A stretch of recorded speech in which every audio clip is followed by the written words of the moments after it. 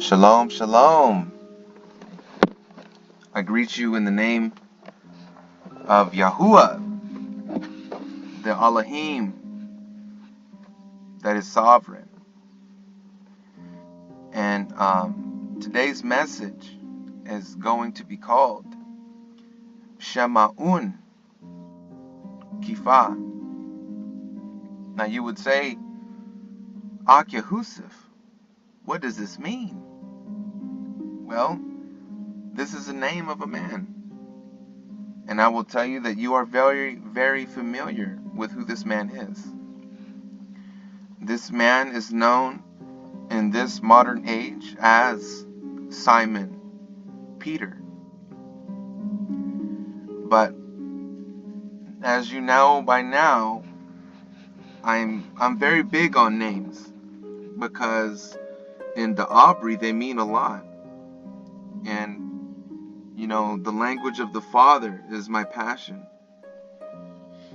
And so we will look at the language of the Father, and we will look at the Talmudim, the disciple of Yahusha Messiah, and we will try to gain understanding about why the Mashiach changed his name from Simon to Kifa, or in the Aubrey, Shema'un Kifa.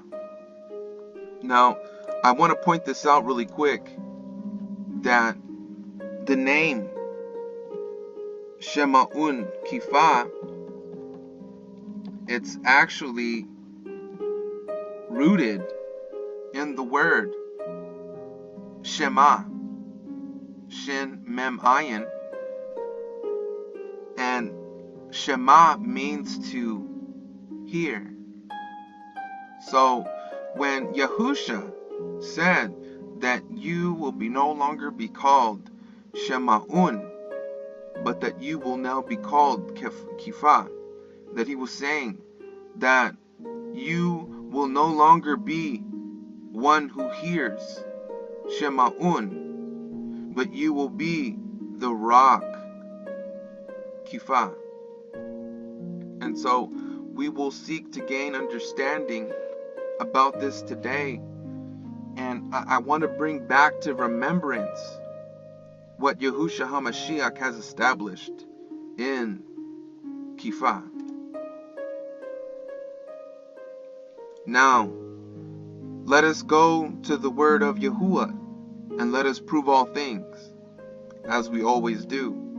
And we will start in the Sefer of Yahuchanan, known today as John, chapter 1 and verse 41. We'll go through 41 to 44, and it says that he first findeth his own brother Shema'un, and saith unto him, we have found the Messiah,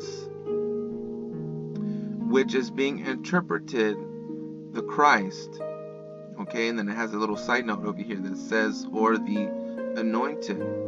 Alright, now they have a comma there, but this is what Andrew said, or Andres, he said, we have found the Messiah, which is being translated as the Christ, and brought him to Yahusha. And when Yahusha beheld him, he said, thou art Shema'un, the son of Yonah, or Yahuchanan, thou shalt be called Kifa. Alright, this is what Mashiach said, which is, by interpretation, a stone. Okay, and what it says over here in the side notes, it says, or Peter, because Peter means stone. It's translated from a Greek word, which we'll look at that shortly. But it says, and the day following, Yahusha would go forth into Galilee, and findeth Philip, and saith unto him, follow me. Okay, now this is the original King Im's 1611 Sefer that we just looked at. So this is what was said, right? Now in the new King Im's Sefer, it says, now Yahusha looked at him, he said, You are Shemaun, the son of Yonah. You shall be called Kepha. Now, I want you to look at the fact where the red letters are at. I also want you to look at the fact that it says right here, which is translated a stone. Okay? And they circled that with, I'm forgetting what these things are called. But basically, they put it separately outside of parentheses and outside of the red lettering to show that this is not what Mashiach said, but we are just trying to tell you that this is a interpretation of the name given by Messiah. Now, excuse me, in the Berean Study Bible, it reads like this. It says, he first found his brother Shemaun and told him, we have found the Mashiach. Okay, and I like to prove these things from multiple sources because, you know, people need big proof for big things need big proof. Okay, so when I say these things, I know that I need to show things from different angles, but it says that we have found the Messiah in quotations. This is what was said. And then it goes on again in parentheses, which is translated as Christ.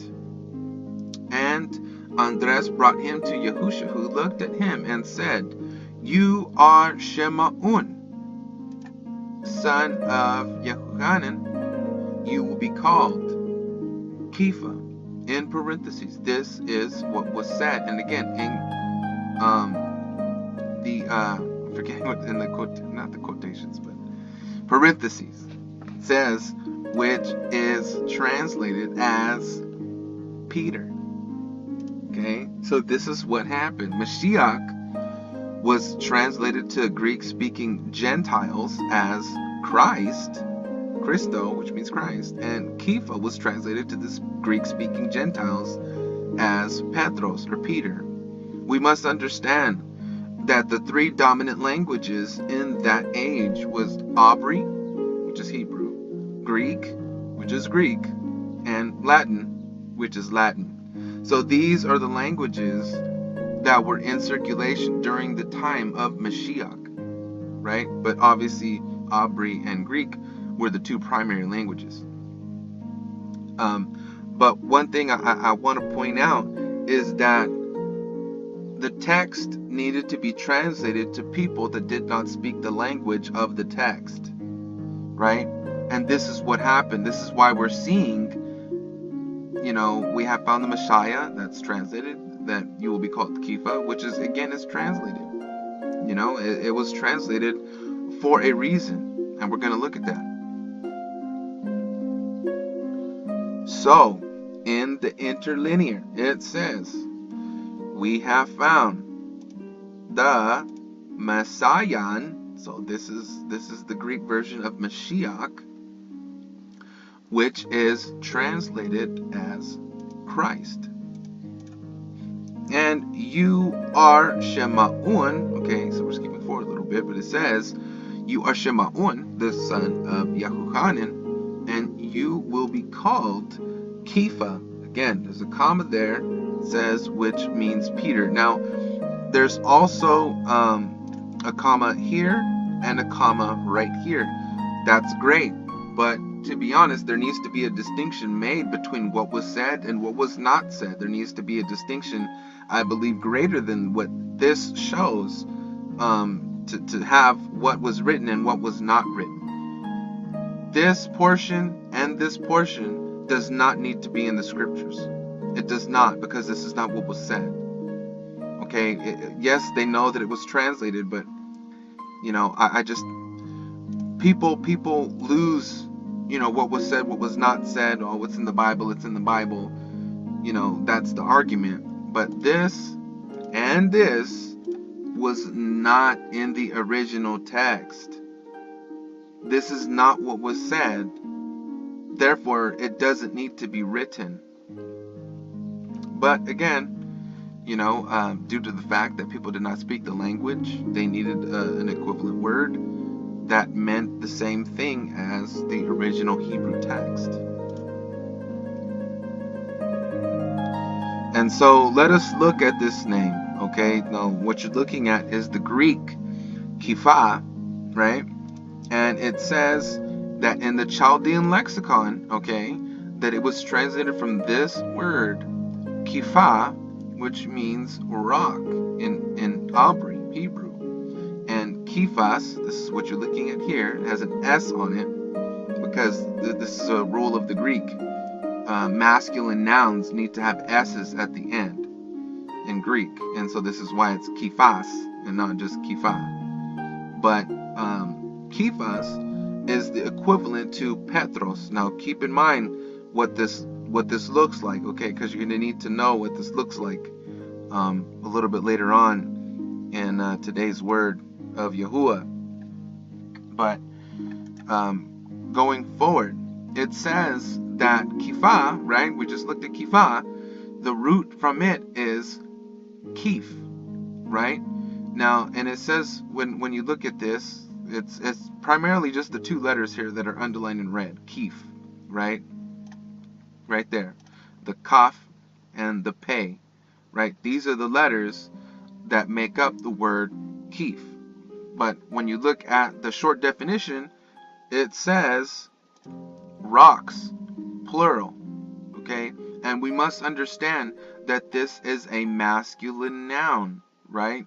And masculine nouns, when they are pluralized, as is the word rocks right here, it needs to have a yod and a mem on it, okay? A yod and a mem must be added to masculine nouns for pluralization. And so what you're looking at under the original word right here is kephim, rocks. So I mean, it's not that big of a deal, but again, people who don't understand these things, it will throw them off, and therefore they should have just put the kaf and the pei. That's all they should have put here, to avoid confusion. But let us not be confused, and let us be taught of Yah. And continuing on. Now remember what I told you, what Petros looks like. Petros, okay? This is the name. Masculine noun, remember. And masculine nouns need to have S's added onto them. So the original name is Petro. But, masculine noun Petros, because they need the S in there. But it says that it is a Greek name meaning rock. Okay? And this is the Thayer's Greek Lexicon Concordance, and it says that that Petros is an appellative name, proper name, signifying a stone, a rock, ledge, or cliff, used metaphorically of a soul that is hard and unyielding, and so resembling a rock. And then it cites some sources here. But this is important, okay? It says, answering to the Chaldean lexicons, Kipha, and then it uses Yahuchanan 142, which we just read as a reference to this. Interesting, okay? This is an answer to the Chaldean lexicon, Kipha. But he says, thou shalt be called Kipha. And so they're saying that they're using Petros and they're using Yahuchanan 142 as a reference to this, when clearly he says you will be called Kipha, not Peter. Like that, it's funny to me. It just, at this point, it's laughable, to see these things. It's because these things are not hidden from those that sit with Yahuwah. All falsehood just falls to the ground in the name of truth. Any ounce of confusion gets cleared up by the word and the ruach of Yahuwah. And we just thank Yahuwah for that. So let us look at what happened to the name. So basically, he was given the name Kipha in Hebrew, and then that was translated to Kephas right? And it was transliterated and transcribed to Kephas, right, in the Greek. And then, since Kepha does not mean anything in Greek, they had to say, well, hey, hold on a second. Kepha in Hebrew means rock. Well, Kepha doesn't mean rock in Greek, and therefore it loses its meaning. We need to add the meaning back. What can we use? Well, Petro means rock, therefore Petros. This is, I'm not going to say the destruction of his name, but it takes away from the understanding, that the fact that what was the given name? What did the Messiah say that he would be called? In doing this to his name, we have lost the fact that he was given a Hebrew name. And now Kepha is known worldwide for his translated name Petros and not the given name by Mashiach. Because I can guarantee you, if you go to a church, even ask pastors, you go to them and say, hey, what about Kepha?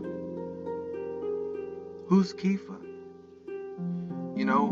I get the fact that we need to translate these things into the language, but let us not lose meaning. Let us not lose understanding in these translations.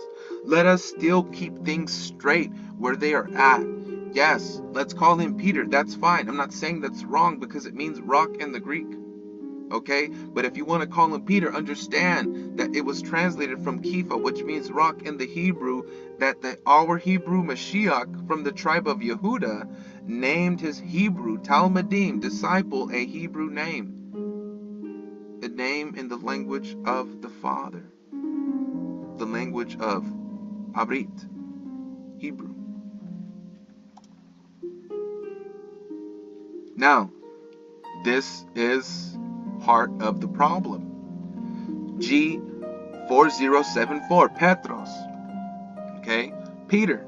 Great. Petros, Peter. That's what we see. Great. Got it. Good. G2786, Kephas. Great. I love it. Great job. But see, due to translation, things like this happen. Kepha, Peter. This is a problem, okay? When people think to change things, they think to cover things up, okay? This is not good.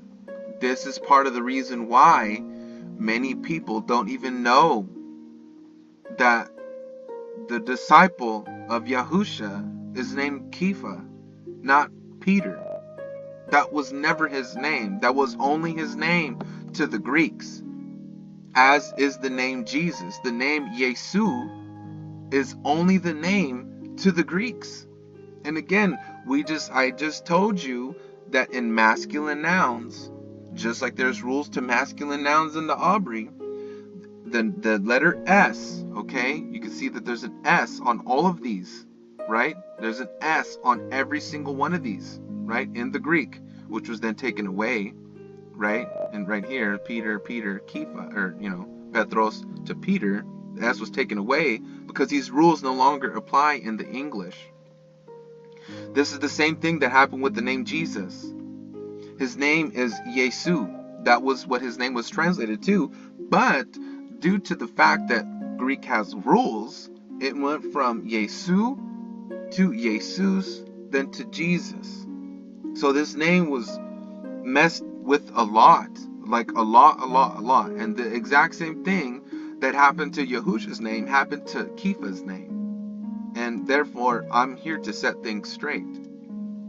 And many times throughout the text of modern day scripture, the transcribers translated the text to accommodate for the language, grammatical differences, and understanding of the reader. This, unfortunately, has caused much confusion in our age about the scriptures contextually and culturally, because Kepha was not a Greek, he was a Hebrew. Yahusha was a Hebrew, not a Greek. Okay? I think I messed up that part. But you get what I'm trying to say, all right? These are Hebrew people. They were Hebrews. They were of the children of Israel. They were from the tribes. These are descendants from the tribes. They were Hebrews. And so, if the Hebrews that are the descendants of the tribes who spoke Hebrew, wrote Hebrew, read Hebrew, had Hebrew culture, if they wrote scriptures, you can bet your bottom dollar that it was in their language. I speak English.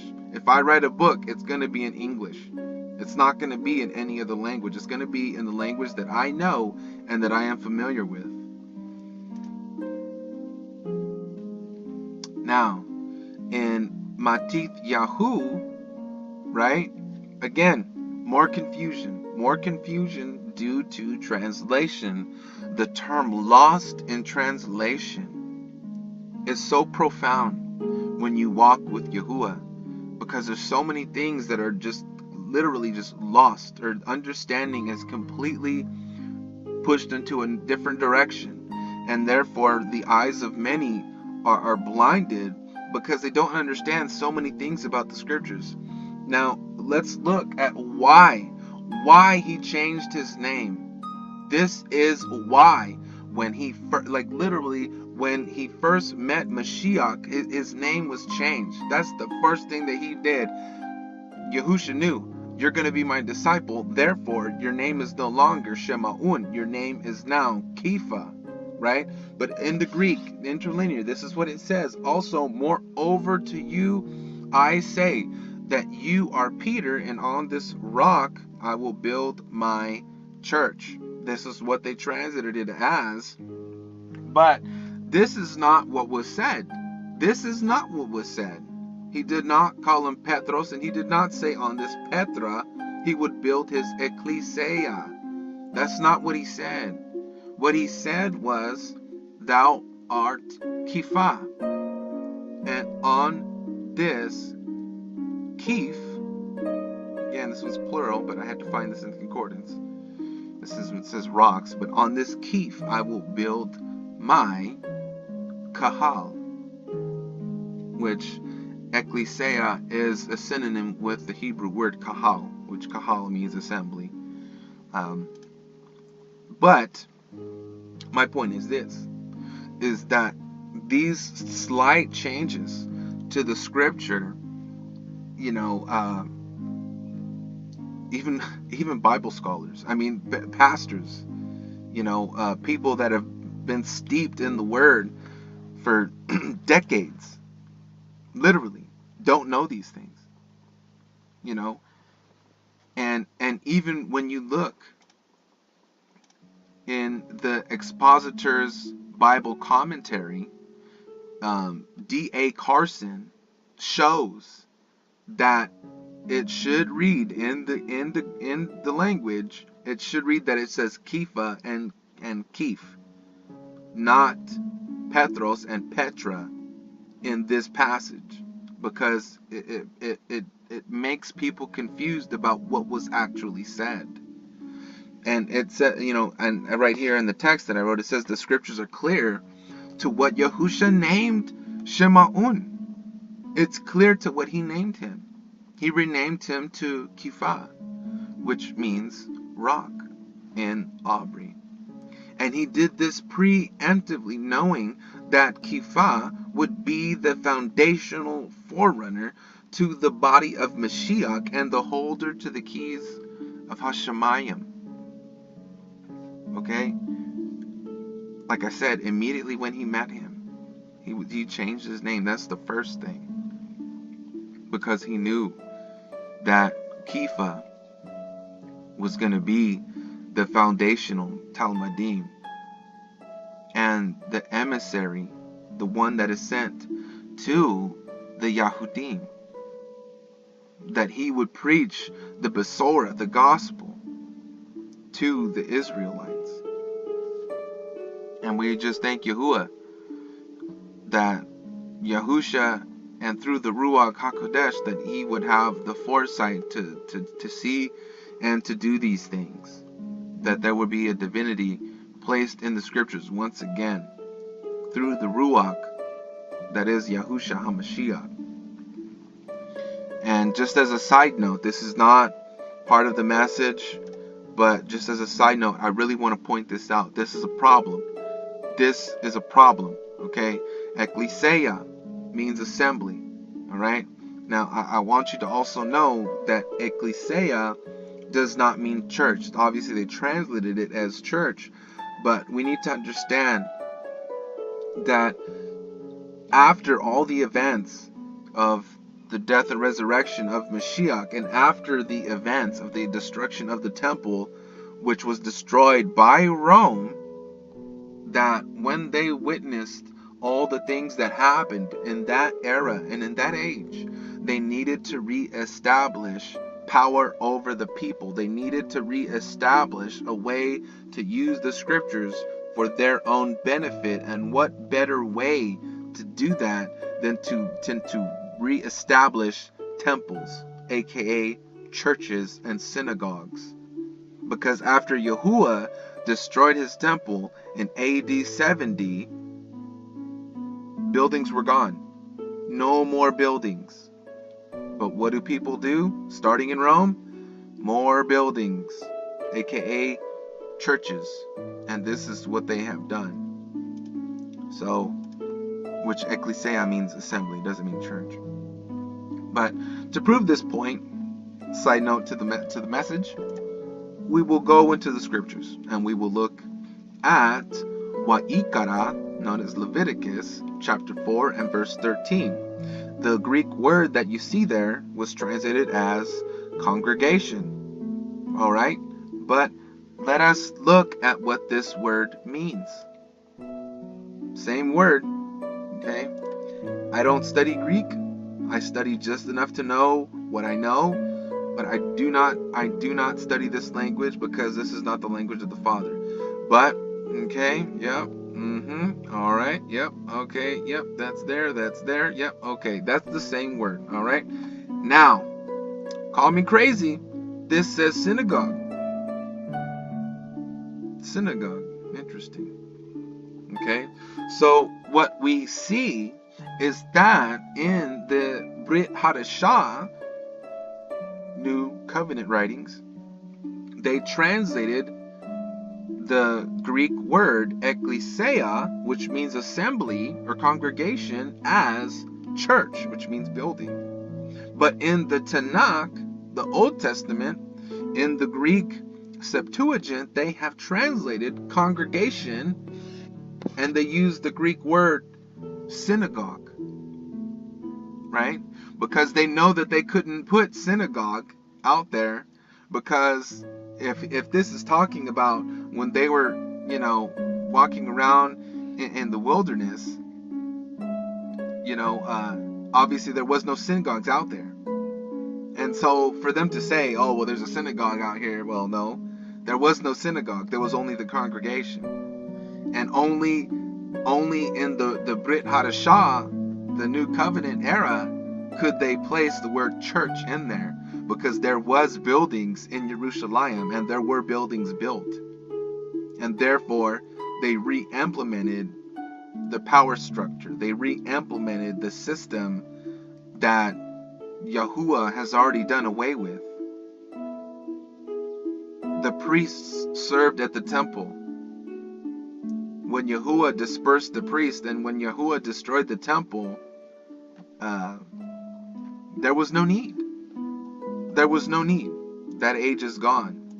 But the powers that be and the people that be, mainly Team RCC, the Roman Catholic Church, they re-implemented this whole system that Christianity and all modern religions follow, that they rebuild the synagogue and they re-implement the power structure that Yahuwah already done away with.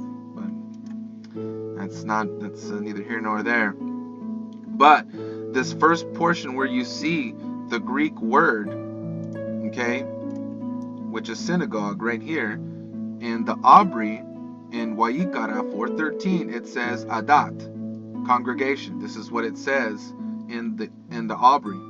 Okay. Now, when you go to the bottom one, this is what it says: Ha Kahal, assembly. Okay. So one thing to point out is that these are not the same word in the Hebrew. All right, these are not. These both say synagogue, but they were not the same word. This one is this one, and kahal is this one. So adat and kahal, these are what was written in the scriptures in the language of the Father, then translated into Greek in the Septuagint as synagogue, which obviously they wrote it down as congregation, but that they should not have used that word, and that was wrong. And you know what?